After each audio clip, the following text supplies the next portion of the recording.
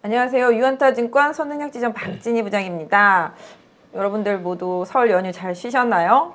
오늘 엄청 추웠죠. 저 오늘 하루 종일 발이 너무 시려가지고 사무실에서도 코트 입고 있었는데 정말 어그부츠 생각나더라고요. 엄청 추웠었는데 그래도 뭐 시장은 참 따뜻했던 것 같습니다.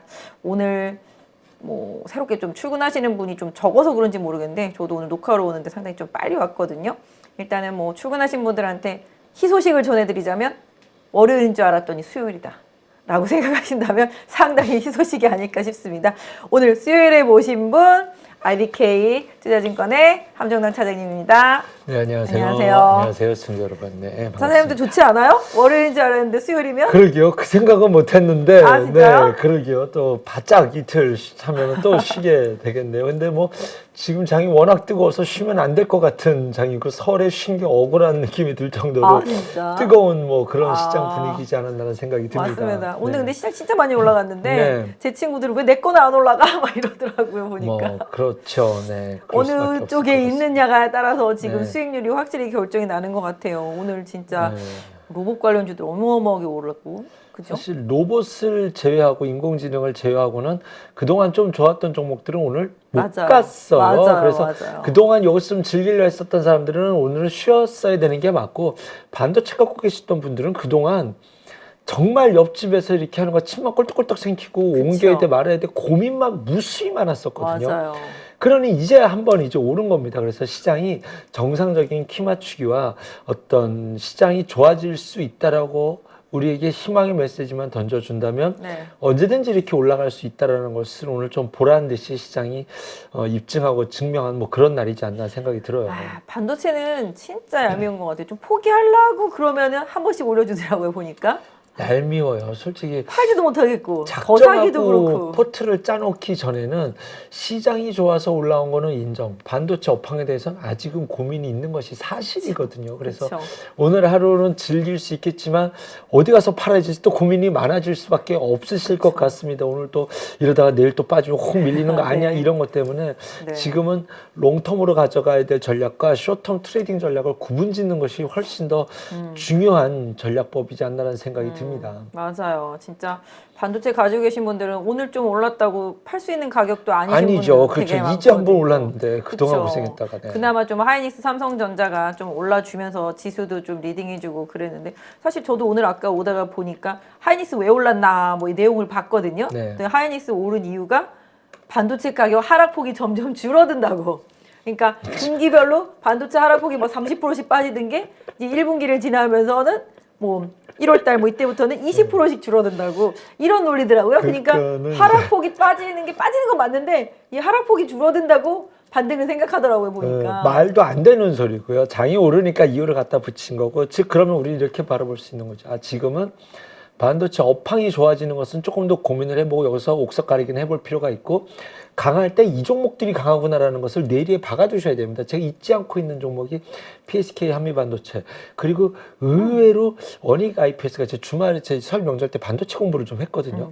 원익 IPS 차트가 조금 이상하다. 이제는 오늘 빠질 많이 만큼 빠졌나 올랐잖아요. 했는데 오늘 네. 안 해준 거라도 그게 네. 가더라고요. 그래서 아, 이제는 전통 반도체 소부장 기업들도 함께 좀 움직일 수 있는 큰 틀의 좀 환경은 좀 만들어지지 않았나는 생각이 들고, 일단은 우리가 설 명절 동안에 미국장에서 반도체가 워낙 좋았고, 그러니까 반도체, 그 다음에 2위가 이커머셜, 3위가 2차 전지, 배터리 쪽에 대해서 ETF 1, 2, 3위가 이거였어요. 가장 큰 폭의 상승이. 네네. 그러니 이제 우리나라도 덩달아서 그렇게 같이 올랐죠. 오늘 LG 엔솔 같은 경우는 떨어질 줄 알았지. 줄 알았던 날이죠. 너가 네. 가기는 어렵지 않을까 좀 네. 궁금하다. 그런데 네.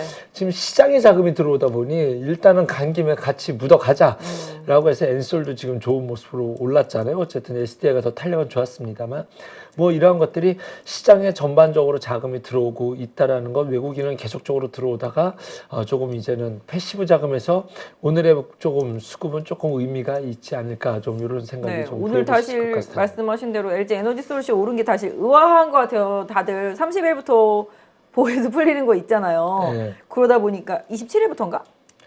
그쵸? 정확하게 날짜는 모르겠는데. 27일부터, 예. 그러니까 올라갈 수 없는 상황인 것 같은데, 오죽하면 제 손님이 이거 공매도가 가능해? 막 물어보시더라고요. 근데 고에서 풀리는 건 공매도가 안 될 거라고 제가 말씀을 드리긴 했었는데 일단은 뭐 오늘 제가 LG 에너지 엔솔 오르는 거 LG 에너지 엔솔이라네 말도 안 나오는데 LG 에너지 솔루션 오르는 거 보니까 느낌이 뭐 물론 말씀하신 대로 이제 시총 큰 것들 들어온 것도 있겠습니다만은 그거 같아요.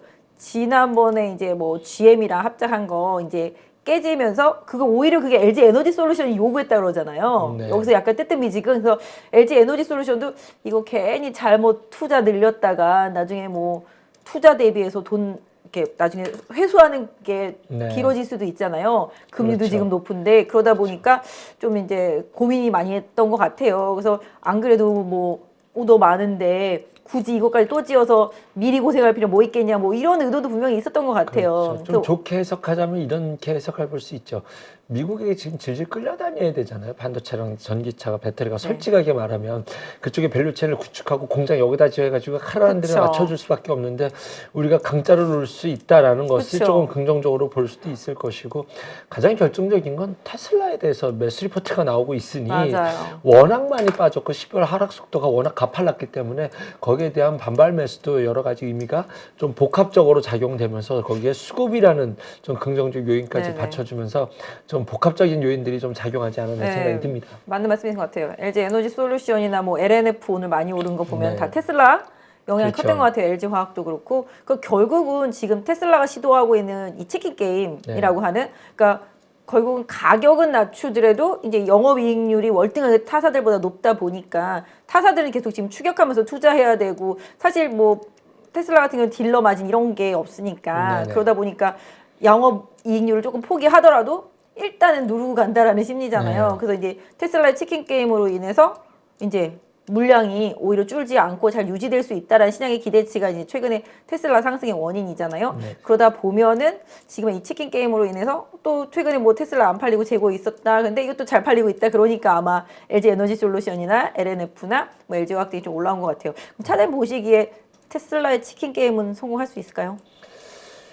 글쎄요. 단순히 치킨 게임으로 중국을 죽이자라는 목적만은 아닌 것 같고 일단은 뭐라도 해야 되겠다라는 것에서 출발한 것이지 않을까라는 네네. 생각이 들고 치킨 게임이 들어가서 사실 치킨 게임이라는 것은 한쪽이 죽을 때까지 싸우는 것을 의미하잖아요. 그럴 상황은 아니다라고 보여집니다. 그래서 서로 적당한 타협선을 찾는 과정이지 않을까. 어디까지 버틸 수 있어라는 뭐 무언의 엄포와 또는 우리는 테슬라는 이렇게까지도 할 수 있어라는 것을 시장에 좀 워낙 다양한 기업들에서 동시다발적으로 투자를 하니까 그것에 대해서 한축의 뭐 테스트성 자극을 한번 해본 것이 아닐까라는 생각이 듭니다.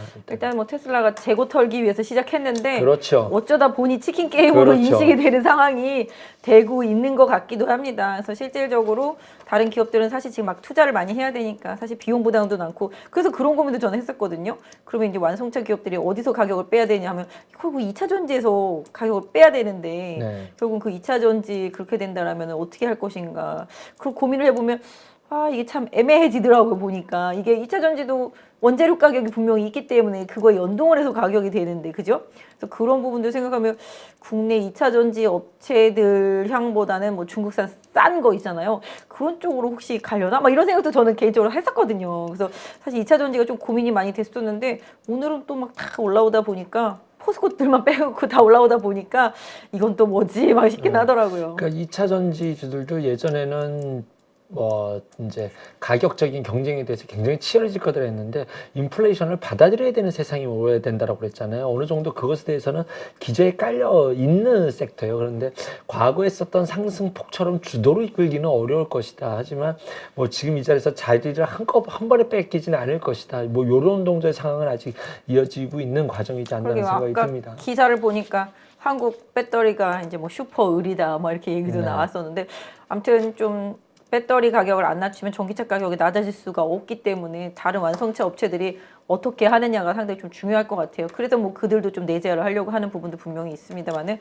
그게 또 지금 빠르고 쉽게 될 수 있는 부분은 아니기 때문에 한국산 배터리에 대한 의존도가 더 높아질 수밖에 없고 그런 부분들이 뭐 기회 요인이 될 수 있겠습니다만 또 반대로 얘기하면 또 중국산 저가 배터리를 쓰면은 또 자동차 가격을 낮출 수가 있으니까 그런 쪽으로 혹시나 조금 가지 않을까라는 우려도 사실 개인적으로 좀 있습니다. 뭐 이건 좀 지켜봐야 될 부분인데요. 일단은 뭐 오늘 2차 전지를 비롯해서 테크 조율들이 네. 다 강하게 올랐습니다. 그래서 부장님 같은 경우, 아니, 차장님 같은 경우는 지금 반도체 쪽에 조금 더 지난번에도 방송하실 때 초점을 많이 맞춰주셨잖아요. 사실 우리 그때 농담처럼 반도체 막뭐 PSK, 뭐 한미반도체, 네. 뭐 하나머티리얼즈 같은 이런 꼭 많이 가는 그렇죠. 애들 있잖아요. 그런 거 항상 말씀드렸었는데 오늘도 그것도 가고 뭐 기판도 가고 뭐 그렇습니다. 오늘 IT 쪽에서는 뭐 MLCC도 또 다시 가고 전반적으로 많이 갔던 것 같아요.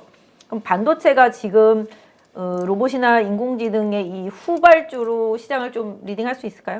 지금 워낙 많이 빠져 있기 때문에 눈높이가 가장 낮아졌던 이 하향치 속도가 가장 가파르게 진행됐던 네. 게 작년 4분기에 있었던 것이 반도체였거든요. 맞아요. 그래서 이제는 이 경제 금리만, 그러니까 지금 시장이 오늘의 반등의 이유가 제가 예전에 말씀드렸지만 시장에서 필요한 것이 세 가지가 이슈가 필요하다. 첫 번째는 금리를 멈춘다라는 것, 네. 멈춘다라는 시그널을 통해서 시장의 반응이 나타나야 된다라는 네. 것이 1번이었고, 근데 지금은 그것이 이제 나온 거고요. 네. 두 번째 우리 증시에서 뭐가 필요하냐면 2,500을 넘어서야 됩니다. 그러면 저점 고점이 동시에 높아지는 첫 번째 추세 전환의 시그널이 뜨는 거거든요. 세 번째는 금리 인하인데 금리 인하는 이제 노내로 봐야 되고 상당히 기간이 멀어질 것이다라고 했었을 때 이번에 반등이 저는 2,500을 넘었을 거라고 믿고 대응해야 된다라고 저는 생각을 하고 있고요. 그 안에서 반도체는 주말에 여러 유튜버 리포트를 봤는데 썸네일이 굉장히 자극적으로 뜬 것들이 많더라고요. 아, 그래요? 내용은 다 똑같아요. 아, 그래요? 그러니 지금의 사실 저기 뭐죠? 중국 소비주라든가 이쪽 중국 그 리오프닝 관련된 네. 주들이 막 로봇이나 이런 것처럼 막 치고 달린 것이 아니라 그쵸. 꾸준히 느린 걸음으로 네. 꾸준히 올라갔거든요. 맞아요. 반도체 소부장은 전 좀 그럴 상황이 된다라고 봅니다. 네네. 왜냐하면 금리 사이클이 멈췄을 때 가장 먼저 움직였던 것이 많이 그 피해를 봤던 것이 기술적 반등을 준다라는 것. 거기에 이제 또 하나는 제가 지금 무슨 말씀을 드리려고 했지? 갑자기 지금 반도체 소부장 하고 금리 사이클. 그래서 금리 사이클이 된다라고 한다면 어쨌든 이 섹터가 가장 먼저 움직였다라는 거. 그럼 이것을 훼손할 수 있는 것이 이번 주 금요일 날 발표될 PC 물가거든요. 그게 네. 이제 세게 나오면 금리를 또 강하게 말을 해야 되니까.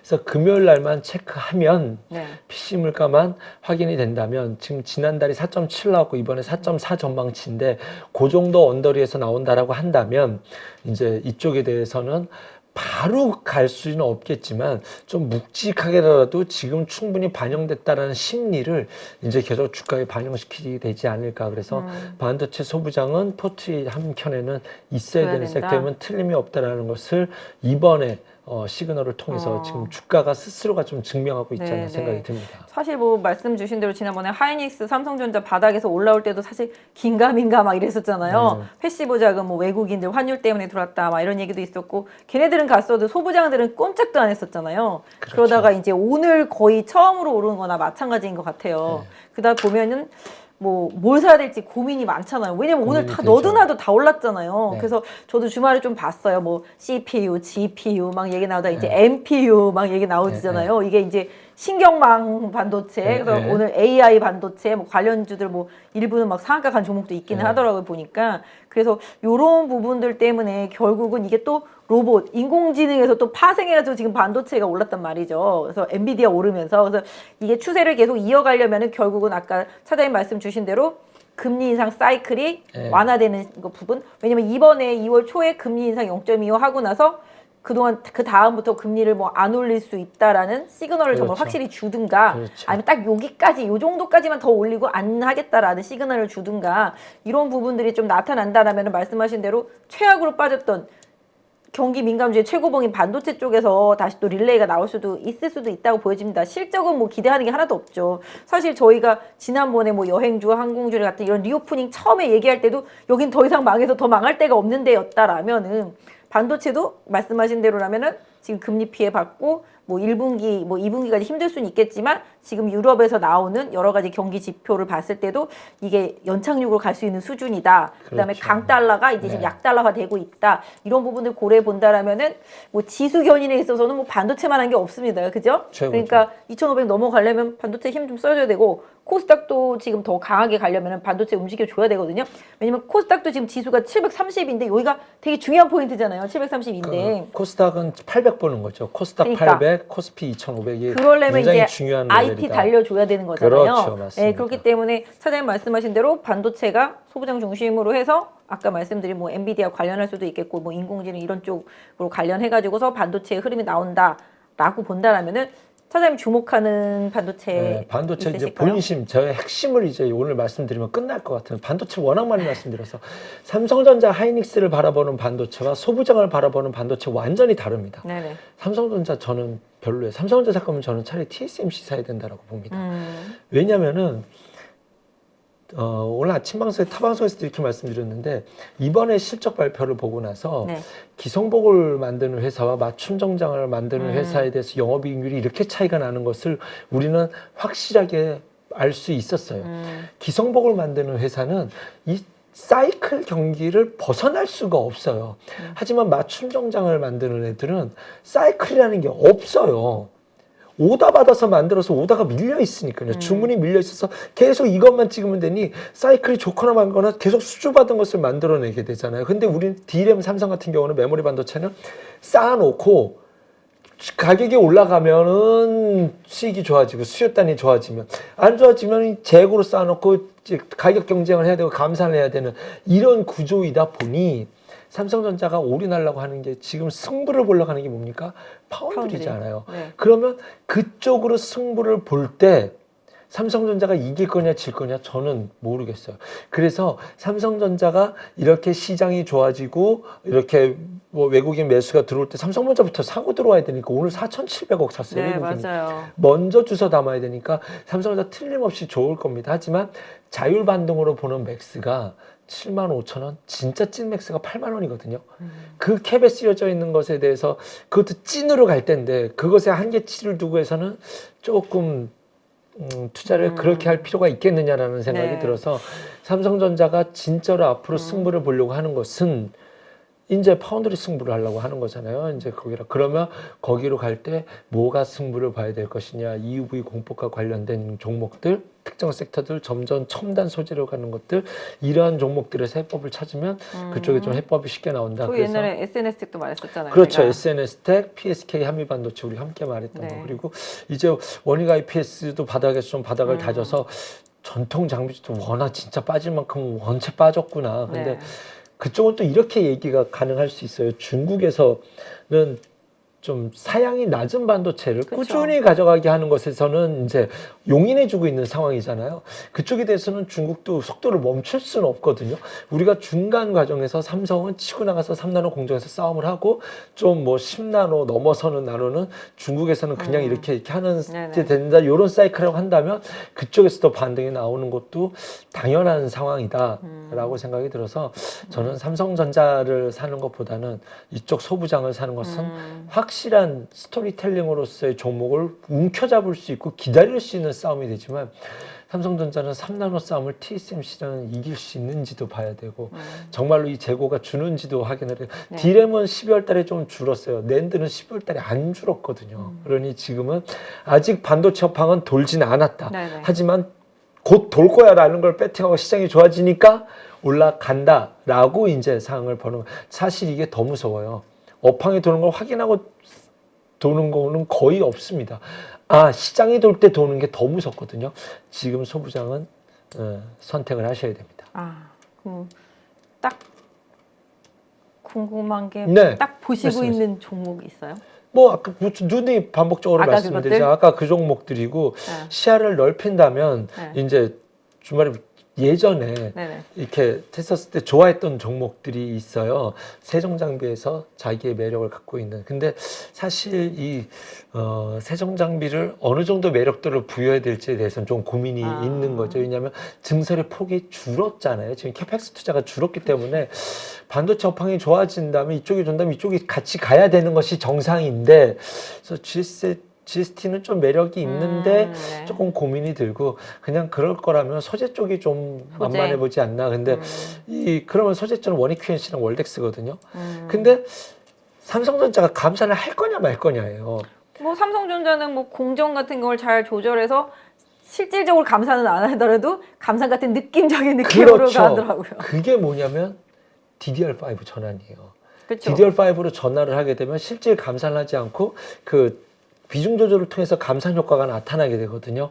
그러면은 나오네요. 이제 DDR5 종목들까지. 오늘 좀 탄력이 좋았는데, DDR5도 6월부터 생산 들어간다. 그럼 지금 사놓고 뭐 6월에 본격 생산된다. 뉴스 막 나오면 맞아요. 그때부터 분할 사파이어 매도하면 레피즈가 된다. 안 나와서 DDR5 쪽이 막혀 있었잖아요. 그렇죠. 6월 그럼 출시했고 6월에 본격 생산한다라고 하니 지금부터 뭐 뻔한 뉴스지만 그 뻔한 뉴스에 큰 수익은 안 나더라도 지금 이 시류에서는 한 자리는 차지할 수 있을 것이다 라는 생각으로. 6월 달에 좋은 게 많네요. 애플의 그 기기도 나오고 사파이어 그렇죠. 레피즈도 나오고. 근데 시황 말씀드린 김에 조금 하나 더 네. 하시면, 저는 5월장이 조금 불안해요. 그냥. 5월? 예. 그냥 여러 가지로 그냥 5월장이 좀 불안합니다. 6월이 초가 그 부채 한도 협상 만기 네. 시한부 선일 거예요. 근데 그 부채 한도 협상이 어떻게 될지. 아, 그럼 올해도 5월엔 주식 팔고 떠나라예요? 그럴 가능성이, 지금 분위기가, 저는 2월이 어떻게 될까 고민했는데 지금 분위기라면 2월은 달릴 수 있을 거라고 보거든요. 그러면은 좀 쉬면 쉬어야지 할 때 잘 안 쉬어요. 증시가. 고민은 이겁니다. 반도체가 계속 갈 건지, 삼성전자가 쉬면서 번갈아 가면서 쭉쭉쭉쭉 올라올 건지, 아니면 반도체만 끌고 가서 2월 달까지 장을 끌고 올라갈 건지. 그래서 지금의 이것이 좀, 저는 순환매가 오는 것이, 솔직히 우리 스타일에서는 순환매가 오는 것이 훨씬 쉽잖아요. 그렇지. 개인투자자분들 수익내기가 훨씬 쉽기 때문에 조금 적당한 순환매일 저는 확률이 좀 높다라고 보고, 이런 식으로 진행된다면 오히려 5월부터는 인플레가 예상치만큼 안 꺾이면, 그렇죠? 네. 안 꺾일 수도 있거든요. 그 원인은 사실 우리가 4월 달에 CPI가 꺾일 거라고 하는 것은 기저효과 때문이었잖아요. 그런데 그것은 시장에서 반영이 되고 있고, 그런데 오히려 양회 이후에 중국이 본격적인 드라이브를 걸면서 원자재를 빨아들이게 되면 또 인플레가 올 수 있다. 인플레 생각보다 안 꺾이는데 네. 라는 것과 부채한도 협상이가 맞물리게 되면 5월이 극적거릴 수도 있을 테니 지금 즐겨야겠다. 하지만 지금 이상이 반도체만 가는 주도장인지, 아니면 이제 좀 이렇게 키 맞추기 순환매가 올 수 있는 장인지. 근데 저는 순환매가 올 가능성이 좀, 확률을 좀 네. 높게 보고 있습니다. 지금 장세는 뭐 섹터별로 돌아가면서 순환매 나오는 거 맞는 것 같고요. 제가 봐도 네. 올해는 계속 박스를 형성해 가면서 계속 종목별 순환매, 섹터별 순환매가 계속 빠르게 좀 돌 거라고 보고 있습니다. 네. 사장님은 5월 달에 좀 조정 올 것 같다. 네, 말씀. 5월 달은 조금 이 분위기라면 5월을 오히려 조심해야 된다는 생각이 저는 듭니다. 2월 달에도 좀 한번 흔들게 나올 것 같은 느낌적인 느낌이라서 FOMC 끝나고 나서 지금 좀 선반영 재료 되는 소멸이 부분도 되죠. 있고요. 그래서 좀 약간 그리고 2월 달에도 이제 실적 발표하면서 뭐 또 전망도 많이 나올 거잖아요. 그래서 뭐 그런 부분들 하면 좀 종목별로 좀 지금 미리 너무 선반영돼 있기 때문에 일정 부분 조금 조정이 올 수도 있지 않을까. 개인적으로 그래서 FOMC에서 이번에 금리 올리고 뭐 스톱으로 갈지, 아니면 여기까지 한두 번만 더 올리고 안 올릴 거라든지 뭔가 확실한 뉘앙스를 주면은 시장이 좀 더 선호하는데, 뭐 애매하게 우리 뭐 계속 인플레를 보면서 할 거다 어쩌고 이렇게 하면은 또 불확실성 생기니까 미리 선반영돼서 올랐던 부분에 있어서 좀 2월 달에는 좀 종목별 섹터별로 좀 차익 실현 매물도 좀 나올 수 있지 않을까. 그런 생각을 해봅니다. 그래서 지금 삼성전자, 하이닉스 가고 나서 이제 소부장들이 이제 오늘 정말로 처음으로 올랐는데, 이 추세가 어떻게 될지는 뭐 차장님 아까 말씀해주신 네. 종목들 좀 보면서 보시면 좋을 것 같고요. 뭐 결국은 차장님 말씀에 이제 미세공정 이런 쪽들과 관련되어 있는 부분들에 대해서 나중에 이제 좀 긍정적인 좀 뷰를 주셨고, 사실 오늘 또 올라간 것도 엔비디아 효과도 좀 있었고요. 그렇죠. 그래서 그런 부분들과 연관되어 있는 종목군들이 요새는 뉴스만 나오면 그냥 바로 상한가더라고요. 그렇죠. 보니까. 저 오늘 깜짝 놀랐거든요, 진짜. 그런 것들이 뉴스 나왔네? 15%네? 보니까 다시 상한가가 있더라고요, 보니까. 그런 것들이 진짜 엄청 많았습니다. 근데 이런 종목 장세에서 좀 평정심을 갖기가 사실은 좀 어렵거든요. 그럴 때일수록 본인만의 좀 투자 원칙을 섹터 안에서 세워놓고 좋은 종목을 잘 골라놓고 난다라면은 결국은 수익으로 돌아온다 좀 생각을 해보게 됩니다. 아마 이러신 분들 많을 거예요. 5% 먹고 팔았더니 지금 제 얘기하는 거예요? 지금 제 얘기하는 거예요? 제가 반성 못 쓰는 거예요, 지금. 그런데 이건 더 갈 거야라고 버티고 있으니 다시 제자리 오고. 그러니까 이게 보는 것은 맞지만 내 주머니에 챙겨놓는다는 것은 굉장히 쉽지 않다라는 것을 이게 저도 늘 염두에 두셔야 돼요. 그동안 하락장에 익숙해져 있잖아요. 그렇죠. 그러니까 주식을 사면 길게 못 들고 가겠는 거예요. 저도 그래서 알체로도 진짜 바닥에서 샀는데 조금 먹고 팔았더니 저렇게 많이 가고 그 다음에 뭐 SBB테크도 후발로 잡았는데 이 정도면 됐지 하고 팔았는데 더 가고 막 이런 식이거든요. 그래서 로봇 관련주들도 마찬가지고 그래서 이게 너무 하락장에 익숙해져서 팔고 나면은 더 가는 그런 장세라서 요새 되게 스트레스를 많이 받는데 사실 이 로봇 인공지능 네. 이쪽이 지금 진짜 이 주식 두 개 섹터 없으면 진짜 바보들 같이 돼버렸잖아요 지금. 네. 차장님 보시기에 이쪽 섹터 흐름 앞으로 어떻게 될 거로 보세요? 일단은 오늘 빠질 거다라고 저는 생각을 했었어요. 그런데 나도 아침에 올라가길래 오후에는 아침에 밀리겠다 빠질 거다. 싶었는데 왜냐면 대형주가 갈 때 그동안 강했었던 테마들은 밀리기 때문에 이것들이 오늘 갈 수 있을까 생각을 했었는데 사실 마이크로소프트에서 워낙 센 뉴스가 나왔어요. 12조 투자한다는 얘기가 나왔기 때문에 사실 몇 주 전부터 뉴스 나왔던 뭐 거거든요. 나왔던 뉴스인데 그래도 뭐 계속 거기에 대해서 더 자극적으로 갖다 붙여버리니 그래서 좀 간 김에 가겠구나 했는데 3시 15분에 레인보우 로보틱스 갖고 있으면 나머지 물량 전량 다 팔아야 되는 상황이지 않을까라는 생각이 들어요. 옆에 동료랑 얘기할 때 그렇게 얘기를 했어요. 왜냐하면 상한가를 갈 때 3시 넘어서 들어가는 상한가를 저는 인정하지 않습니다. 거기에 많이 올라간 자리에서 몸뚱이가 이렇게 길어져 버리면 그 양봉은 굉장히 큰 의심을 해봐야 됩니다. 그래서 내일 오전장을 견뎌내기가 어렵지 않을까라는 좀 생각이 막판에 들고 막 인공지능 로봇 이런 거 올라오는 거 보면 이게 사람이 사는 건가 싶을 정도로다가 물론 강하게 여기서 더 갈 올라오더라고요. 수도 있겠죠. 하지만 더 간다라고 해서 그거 틀렸다고 원망하실 분은 없을 것 같아요. 왜냐하면 지금 우리가 인간적인 생각으로 매수할 수 있는 그런 권역은 아니잖아요. 그런데 저는 저만의 툴이 있거든요. 이렇게 가면은 저는 그냥 매도, 오늘 종가에 그냥 매도, 레인보우 로보틱스 있어야 기준으로서는 매도를 하지. 그렇죠. 있어야 매도를 하지. 그냥 빠졌으면 좋겠다. 이렇게 말할 수는 없고. 그러면 이제 갖고 우리 계신 분이 입장에서는 화난다.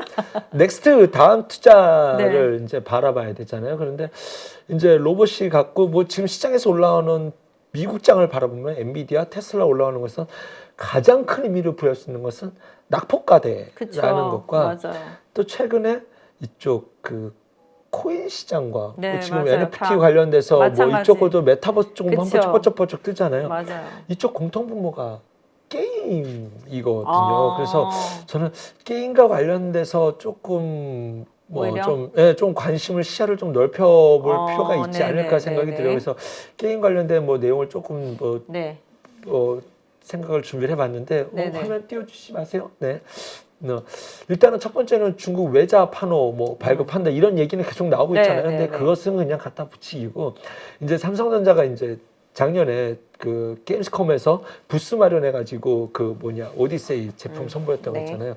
삼성전자가 게임 산업에 관심이 많은 것은 이쪽이 돼야 디스플레이를 팔아먹을 수 있게 되거든요. 그쵸. IT 제품을 막 팔을 수 있기 그쵸. 때문에 그리고 헤드셋이 됐든 뭐가 됐든 그렇죠. 간에 그렇죠. 헤드셋이 진짜로 성공하기 위해선 우리나라가 인터넷이 최강국이 될 수 있었던 건 스타크래프트가 지대한 역할을 했다라고 생각을 합니다. 그래서 어떠한 기기가 빠르게 확산, 특히 헤드셋이죠. 그것이 되기 위해서는 그것으로 할 수 있는 게임 하나가 딱 등장해 준다면 그리고 가장 빠를 수 있는 게 게임일 것 같아요. 이거 VR 헤드셋 기기 끄는데 여기서 가수 콘서트 본다? 싸이월드 본다? 저는 잘 모르겠어요. 그거는 상상이 잘 안 되는데 네네. 게임은 확실하게 가슴에 좀 그쵸. 와 닿거든요. 그쵸. 그래서 그런 것과 관련돼서 삼성전자도 그것을 바라보고 있기 때문에 그리고 틀림없이 게임 회사들도 제가 이렇게 생각할 정도로 게임 회사에서는 당연히 거기에 타겟으로 굉장히 많은 전략 게임들을 준비하고 있을 거라는 생각이 듭니다. 네네. 그런 회사가 그래서 있나요? 뭐 일단은 그거는 차근차근 말씀드리고 네. 이제 갑자기 헤드셋 얘기를 하시니까 네, 헤드셋 네. 얘기를 한 거고. 그러니까 이제 이거는 VR 게임이에요. 네. VR 게임으로 오랫동안 얘기 나왔던 게 드래곤 플라이라든가 VR의 진심인 회사가 하나 있어요. 스코넥이라고. 근데 이게 상장된 지 1년 됐거든요. 근데 요것이 이제 딱 1년이 2월 초인가 그렇습니다. 그래서 1년 되면 1년짜리 보고서 물량 LG 엔솔처럼 그것에 대한 네. 수급이 어떻게 되는지만 체크해 볼 필요가 있지 않을까. 그래서 VR 게임과 관련돼서는 뭐 그런 종목이 있다. 먼저 짚고 결론은 나가고. 그러면 게임 쪽에서는 콘솔 게임이 주력을 가야 되겠네요. 그렇죠. 그게 가야 되는 거예요. 콘솔 게임은 이제 오늘 네오이즈가 오늘 급등을 그쵸. 했잖아요. 네. 피해 거지 때문에 네. 지난번 우리 지스타에서 가장 인기가 좋았었다라고 해요. 그리고 그 이후에 주가 흐름 보고 저는 계속 게임주에서는 네오이즈만 밀었는데 오늘 이제 돌파하고 가는 모습을 보면서 아, 이게 콘솔 때문에 간다면 그 바깥에는 게임주들이 너무 못 간 것이 아닌가. 키높이 반등은 나와야 되지 않을까. 자이언트 스텝이 좀 이런 자리에서 네, 메타버스. 예, 메타버스 관련돼서 한번 움직일 때 됐는데 했는데 뻗쩍 움직였었거든요. 네네. 그래서 네오이즈가 갔으니 이제는 콘솔로 좀 시야를 넓힌다라고 한다면 펄어비스도 이제는 네. 좀 관심을 가져볼 수 있을 만한. 저 내년에 뭐 붉은 사막, 도깨비. 그렇죠. 네. 도깨비 두 가지를 같이 갖고 있대. PC랑 콘솔을 같이 갖고 있는 네. 기업이기 때문에 일단은 콘솔로 본다면 펄어비스가 이제 우선적으로 보이고 그 다음에 뭐 자연스럽게 크래프톤, 에이스소프트까지 뒤에 따라갈 수 네네. 있는 거죠. 그래서 일단은 경기 침체일 때 게임주들이 원래 좀 이렇게 좀 한 자리씩들 움직이고 그랬었어요. 네네. 그랬었고 그래서 올해는 침체를 뭐 기정사실로 속도의 차이지 기정사실로 바라보고 있으니 거기에 분위기가 좀 만들어지고 있다. 네오이즈 대장, 펄어비스는 좀 관심을 갖고 지켜보자. 네네. 그다음에 이제 암호화폐 시장이 반등을 했으니 그렇죠. 지금 다 그쪽이랑 연결된 것들이 움직이기 시작하면서 기술주 성장주들 약간 고밸류 그렇죠. 받았던 것들이 다시 그렇죠. 완전 바닥에 있다 보니까 튀어오른 것 같아요. 그러니까 위메이드 그룹, 위메이드 맥스, 뭐 네. 플레이라든가 컴투스 홀딩스도 네. 너무 무거워서 손이 안 나가요. 지금 솔직하게. 맞아요. 제 손님들도 하나 그걸 얘기하면은 하면 됐어. 너 얘는 틀린 애야 돈을 이러는데 내려와요 자꾸. 어느 날 그냥 쏘게 될 테니 이제 이게 만약에 손실이 지금 40~50% 되는 분들이면 무조건적으로 물타기를 들어가야 되는 거고 그냥 신규 진입이 조금 그냥 그렇다라고 하시면 저는 이럴 때 보초병 보내기를 잘하거든요. 네네. 그래서 보초병 보내는 투자는 좀 해볼 수 있다라고 생각이 들고 또 하나는 이제 중국과 관련돼서 게임주들이 이제 중국 판호 열린다라고 하잖아요. 그래서 그것과 관련돼서 웹젠, 조이스틱, 웹게임, 뭐 M게임 이런 종목들이 있는데 그렇게 보면은 이제 게임주들 전부 다 해당되는 거예요. 그렇잖아요. 네. 그런데 다 한 가지씩들이 다 자기의 스토리텔링들을 해나갈 수 있다 보니 그리고 지금 게임주들이 다 철저하게 아예 그냥 그쵸. 완전 절박한 바닥이죠. 바닥권에 있거든요. 이 그쵸. 네오이즈 하나 빼고는 그쵸. 아예 NC소프트는 조금 한 박자 올라와서 그쵸, 이제 다음 맞습니다. 랠리 바라보고 있는 거 네. 빼고는 다 절박한 자리에 있기 때문에 의외로 이런 데서 그러니까 우리가 중국 화장품주 이런 자리에서 얘기했었어요. 그러다가 공매도 가장 많았다 했었다가 그다음부터 바닥에서 올랐죠. 그다음부터 올라갔던 것처럼 뭐 속도의 차이는 있겠지만 경기 침체 사이클이라는 것 그다음에 이쪽에서는 올해 얘기가 나올 것들이 계속적으로 많다라는 네. 것 헤드셋 출시하면 헤드셋 게임 얘기는 당연히 나올 거잖아요. 네. 그리고 헤드셋 출시가 좀 지연돼서 사실 6월로 된 네, 거잖아요. 네, 그러면 네. 그때까지 안 갈 줄 알았는데 선익 시스템이라든가 네, 오늘 오늘 올라오더라고요. 올라오더라고요. 아이비전 뭐 이런 그래서 것들도. 사놓고 물려 있었는데 6월까지면 극적인데 한번 팔고 다시 사야 되나 하고 있었는데 네. 오늘 뻗쩍 올라오더라고요. 그래서 아 그냥 가야 될 길이라고 한다면 시간에 대해서 용인을 하겠다라는 시장의 분위기로 바뀌었구나라고 해석을 해본다면 저는 게임주가 조금 눈에 들어옵니다. 네, 그것들의 포인트가 바로 이제 금리의 끝이 보인다. 그렇죠. 이기서 시작된 거고 그렇죠. 또 강달러가 약해지고 있다. 네. 돈들이 이제 달러에 만족하지 않고 퍼지고 있으니 다시 리스크 자산으로 돌아오면서 다시 또 성장주 쪽으로 돌아온 게 지금의 이런 상황으로 온 거죠. 차장님 맞습니다. 말씀대로 게임주도 그렇게 따지면은 기회가 어느 순간 어느 포인트에서 올지 아무도 몰라요. 왜냐면 지금 챗 GPT 때문에 이 난리가 날지 누가 알았겠어요. 그렇죠. 로봇도 저는 작년 계속 여름, 가을 계속 로봇 얘기만 하고 다녔거든요. 임금 올라간다. 경기 침체 오면은 그다음에 사람이 일할 사람이 없다. 그죠? 고임금 때문에. 그럼 결국은 기업들이 로봇 많이 쓴다. 뭐 다 자동화한다. 이런 얘기 맨날 하고 다녔었는데 그때는 조금씩 올라오더니만 요번에 그냥 슈팅 가버리잖아요. 그러니까 차장님 말씀하신 대로 게임주도 다들 아니야 하고 있다가 어느 순간 또 흐름이 확 바뀔 수도 있습니다. 사실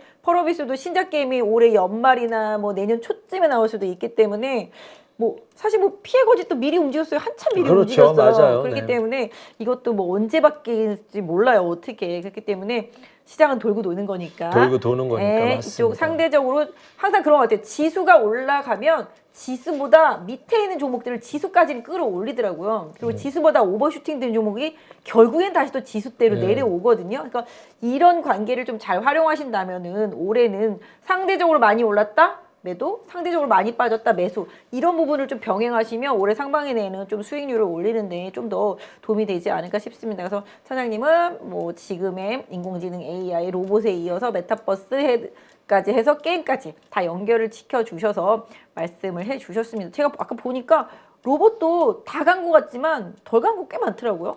그렇죠. 뭐 제가 보는 로봇주는 지난주에 소개드렸던 V1텍이라는 게 있고 네. 인탑스는 이제 시작하려나 뭐 이런 느낌이거든요. 이게 안 가더라고요, 진짜. 이게 안 가죠, 그죠?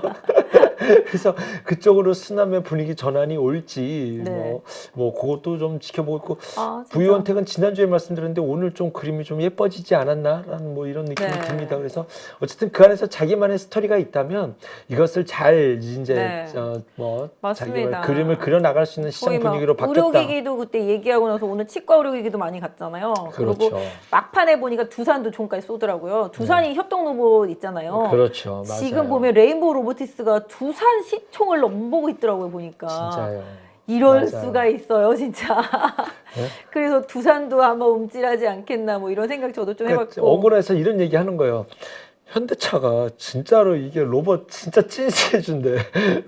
그렇죠. 오션 진짜 다이내믹스. 로봇으로 가야 될 게 이건데 그쵸. 그것은 저의 바램일 뿐, 우리들의 외침일 뿐 로봇에는 반응을 안 하네요. 현대차는. 네, 현대차도 실적 좀 좋다라고 얘기는 들리고 있는데 실적 엄청 좋대잖아요. 네, 그런데. 주가가 반응이 안 오는 게 이게 테슬라 때문인 것 같아요. 그동안은 현대차가 많이 간 게 다 친환경차로 그렇죠. 갔었는데 테슬라가 가격 다운시켜서 가격 팔아버리니까 다운시켜버리니까, 네, 네. 그 부분이 영향을 좀 많이 주고 있는 것 같더라고요.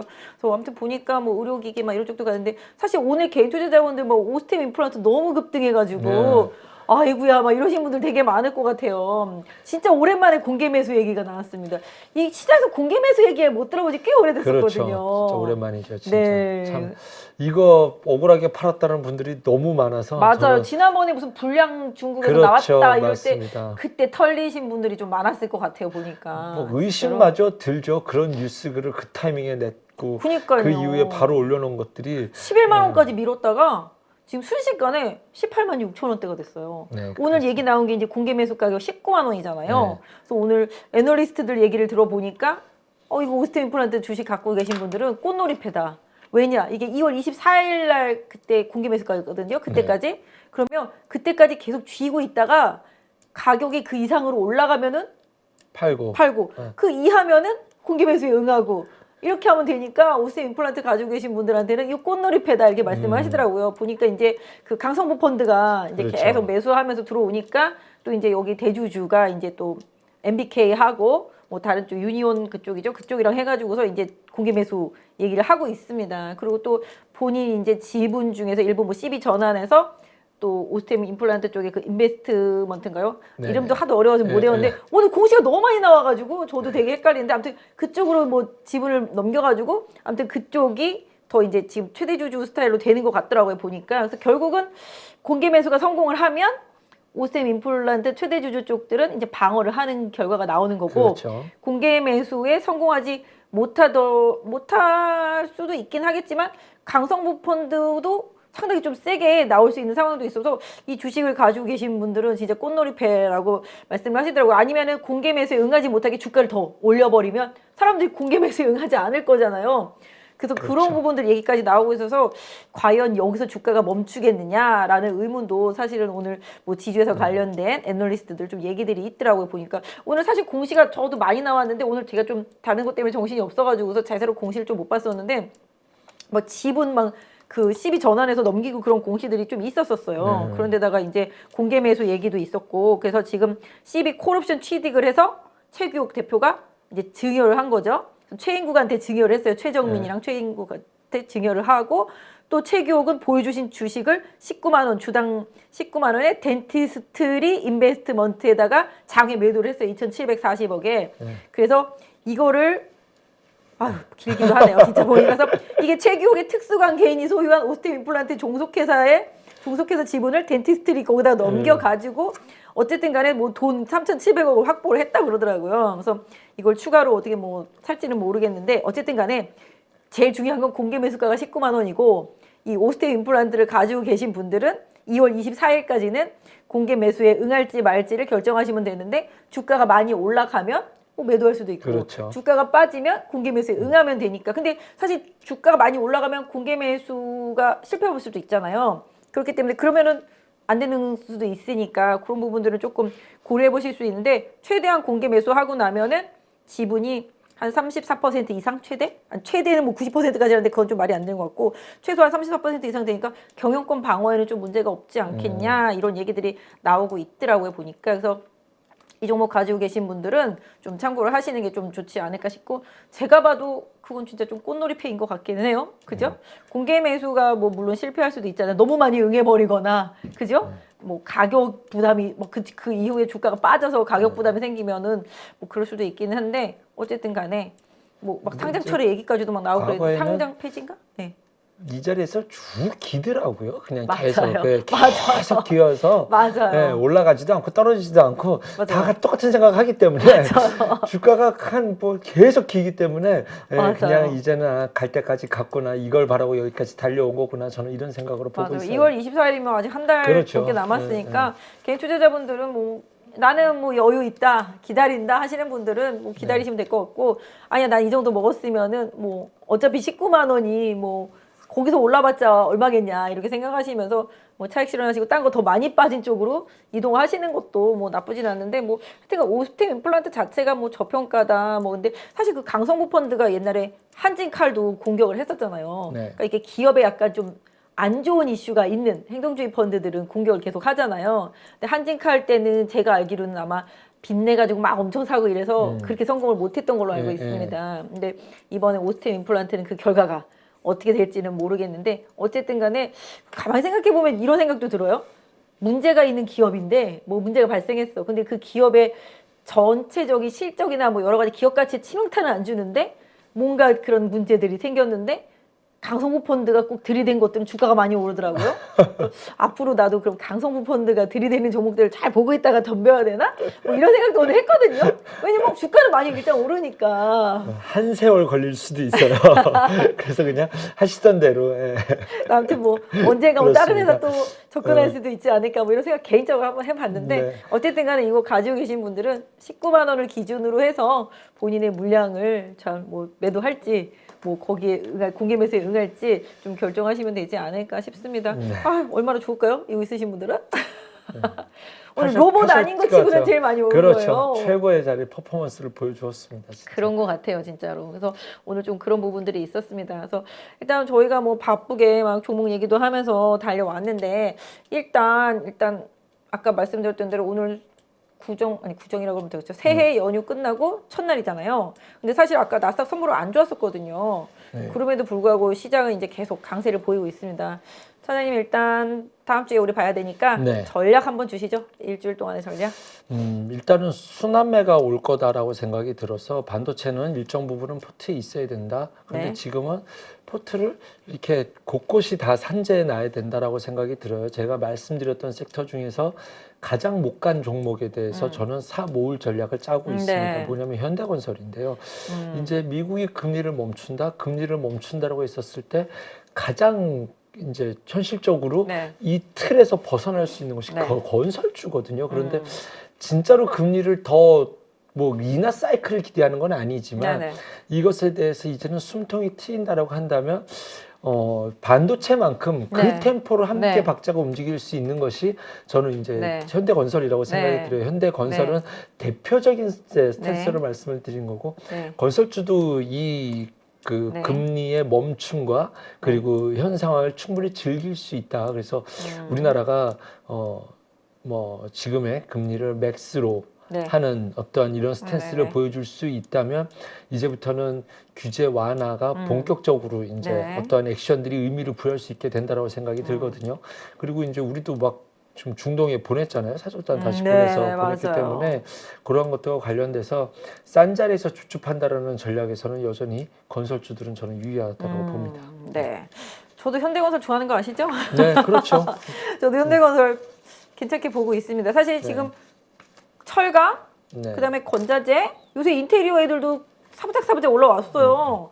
예, 그래서 건자재 섹터, 그다음에 건설 이런 것들도 뭐 여기도 거의 안 망하면 바닥이다 일 정도로 많이 빠졌고 기대치가 없는 섹터이기 그렇죠. 때문에 아까 저희가 반도체 봤던 것처럼 이쪽도 경기 민감주 단에서는 그러니까 어떤 면에서 본다라면은 정말 미국에서의 금리 인상이 스톱만 된다라면은 두루두루 좋아질 개연성들이 좀 많이 그렇죠. 있는 섹터들입니다. 그동안 화학주만 달려왔다라면은 상대적으로 뭐 맞습니다. 2월 달에 중국에서 여름 가격 올린다는 얘기도 사실 아까 네, 있더라고요. 그렇죠. 보니까. 그러니까 일단은 뭐 철강이 됐던 건자재가 됐던 건설이 됐던 간에 차장님 말씀해 주시는 그런 경기 민감주들도 결국은 한 번씩은 좀 기회가 돌아온다. 그러니까 네. 최바닥을 좀 찍고 움직임이 좀 나타날 수 있다라는 거 좀 말씀을 해주고 있습니다. 저도 약간 뭐 건설, 현대건설 특히 그다음에 철강주들, 그다음에 뭐 건자재, 일부 인테리어 이런 것들 다 재건 테마까지 엮어서 괜찮게 보입니다. 2월달에 뭐 우크라이나에서 뭐 만난다고 그랬잖아요. 우크라이나에서 만나나? 우크라이나 러시아가 만난다 그러니까 그런 부분들도 고려해 본다라면은 사실 테마라는 게 너무 급격하게 바뀌고 움직이니까 저희가 다 할 수는 없겠습니다만은 안 간 거, 올해는 안 간 거. 많이 빠진 거 이런 거 위주로 사실 지금 최근에 많이 올라오는 것들 다 쇼커버링 효과들도 그렇죠. 상당히 큰 것 같아요. 맞아요. 보니까 장기적으로 막 눌러놨던 것들 그죠? 네. 튀어 오르니까 어쩔 수 없이 또 되사야 되는 물량도 분명히 있다 보니까 쇼커버링이 최근에 급등주들한테는 가장 큰 영향을 좀 줬다고 합니다. 그래서 차장님 그러면 이제 다음에 조금 뭐 빠진 것들 중에서 돌아올 수 있는 것들 중에서 먼저 준비한다라면은 반도체하고 건설 요 정도 좀 봐주시는 걸로 보면 될까요? 네, 그래서 저도 뭐 계속 돌아가는 거니까 종목별 장세로 계속 대응하시면 좋을 것 같고 아까 로봇 중에서 뭐 덜 올라온 거, 그다음에 반도체 중에서도 좀 뭔가 핵심적인 좋은 종목들 이런 것들은 분명히 최근에 보면은 그래도 옛날에 한가닥 했던 반도체들은 다 바닥 잡고 올라오더라고요. 보니까 뭐 해성 DS도 올라오고 뭐 DBI텍도 올라오고 있습니다. 그래서 뭐 하나머티리얼즈 비롯해서 아까 PSK는 오늘 완전 좋았죠. 막 그런 식으로 반도체 하면 딱 생각나는 기관이나 외국인이 선호하는 종목들은 항상 좀 마음에 담고 눈으로 일단 보시더라도 좀 보기는 하셔야 될 것 같아요. 안 보다가 보면은 못 사거든요. 계속 그렇죠. 봐야 확신이 들어서 살 수 그렇습니다. 있거든요. 네. 그렇기 때문에 계속 봐두시는 전략 좀 쓰시면 어떨까 싶고 지수는 어떻게 2,500까지 가는 걸로 할까요? 저는 돌파할 수 있으리라 믿고 아 진짜요? 일단은 지금은 그것을 믿고 대응을 해야 된다. 여기서 2,500 맞고 떨어질 거야라고 하면은 매수를 못 하는데 종목별 순환매가 계속 이어진다라고 한다면 네. 지수를 스트레스 받지 않고 트레이딩을 할 수 있는 이런 색깔 분위기 환경은 만들어지고 있는 과정이거든요. 네네. 그래서 지수에 너무 연연하지 마시고 네. 일단은 포트를 꾸려 나가는데 좀 집중하자 이렇게 좀 네, 이야기드리도록 맞습니다. 할게요. 지금 순환매 강한 장이니까 지수에 너무 연동하기보다는 종목별, 섹터별 순환매를 잘 활용하셔서 네. 시장 대응하시면 지수보다 좀 더 좋은 수익률 낼 수 있다라고 좀 차장님 말씀해 주시고 있습니다. 지금 제가 봐도 한 2,500 정도는 잘하면 트라이할 수 있는데 저는 한 2,450에서 한번 살짝 맞고 눌렸다가 다시 가지 않을까 이런 생각을 했는데 뭐 일단 지켜봐야 되겠지만 지난번 저항 때인 2,500까지는 한번 트라이할 수 있는 여력은 조금 있는 것 같습니다. 바닥선은 뭐 한 2,350 정도 지지선 잡으면 되지 않을까요? 네. 2,300이 최대 지지선 두시면 될 것 같고 기술적으로는 2,350선 정도 지지선으로 지수 관련주들 흐름 보시면서 좀 대응하시면 좋을 것 같습니다. 리오프닝 주들은 조금 더 쉴까요? 요것들이 움직이면은? 글쎄요, 뭐 종목별로 자기들 분위기는 찾아갈 거라 막 빠질 이럴 상황은 아니거든요. 그쵸. 이쪽이 가니까 그동안 좋았으니까 그쵸. 쉬는 거지. 네. 우리 오프닝이 지금부터 아유 돼서 틀려서 다 팔고 갈 거야 이럴 상황은 절대 아니기 때문에. 그러니까 지금 조정받은 것들이 나빠 보이지가 않은 거예요. 그냥 그동안 좋았고 못 갔던 반도체가 간다 그러면 이것이 반도체가 어느 정도 올라올 때까지는 좀 즐기다가 계속 순환매가 올 것이다. 그러면 롤링을 잘하는 사람이 그 기술이 더 중요한 시장으로 바뀌었다. 이렇게 좀 말씀드릴게요. 당분간은 공부 많이 해야 되겠습니다. 종목 공부도 많이 하고 뉴스도 많이 보고 시장도 잘 봐야 되고 개인 투자자분들이 할 일이 좀 많은 것 같아요. 저희 아까 방송 들어오기 전에 웃긴 얘기 했었잖아요. 나한테 염승환이 선정됐다 그러면서 400% 급등할 수 있는 종목을 주겠다고 문자 갔다고 맞아요. 내가 막 그랬잖아요. 시청자 여러분 요즘 조심하셔야 됩니다. 제 카카오톡에 제 채널이 있더라고요. 저는 전화 직접 상담 외에는 어떠한 채널에서도 방송 외에는 어떠한 것도 하지 않거든요. 근데 이제 한 가지 아쉬운 건 제가 인기가 좋았으면 그 채널이 막 북적북적 해야 되는데 채널인이 0명이더라고요. 그래서 조금 내심 상처는 조금 받았지만 고소하려다 말았거든요. 그렇죠. 고소하려고 했는데 채널인이 0명이에요. 아무도 들어가지 않았더라고요. 그래서 조금 가슴은 뭐 아플 건 없죠. 근데 그런 사기에 진짜 당하시면 안 됩니다. 나쁘더라. 사진도 차장님 사진이더라고. 최근 사진을 또 어떻게 구해다 놔서 그렇게 했는지 저는 어떠한 것도 하지 않습니다. 전화, 문자 이런 거 채널 아무것도 하지 않습니다. 그래서 나 그래서 아까 방송만 하고 직접 상담만 합니다. 저도 깜짝 놀랐어요. 대박주 400% 올라가고 준다고 염승환이라고 네, 이제 그래가지고 테마들이 빨리 움직이는 장이 되다 보니 또 이런 문자 많이 문자들이 와요, 막 다시 또. 각성 부리는데 한동안 안 네, 오다가 네. 다시 문자 오시더라고요. 그래서 문자 오는 거 좀 조심하시고요. 또 문자 오고 막 뉴스 퍼뜨리고 막 이러면서 또 개별 테마주들이 막 급등 더 하는 것 같아요. 막 몰려들어서 사니까. 그래서 그런 것들도 후발로 또 쫓아가셔서 고생하지 마시고 중심 잡고 본인이 선별한 좋은 종목에만 투자하시는 한 해가 되셨으면 좋겠습니다. 일단 오늘 저희 연휴 쉬고 아주 엄청 추운 날 오늘 첫 방송을 했습니다. 여러분들 뭐 내일 다시 또 화요일 같은 목요일인데 일단 좀 고생하시겠지만 좀 좋은 장이 더 이어졌으면 하는 바람입니다. 오늘 늦은 밤인데요. 고생하셨고요. 다음 주에 뵐게요. 감사합니다. 누구나 1시간 안에 200개 종목에서 좋은 종목을 고를 수 있는 그런 능력을 배양할 수 있도록 제가 도와드리려고 그렇게 하고 있습니다.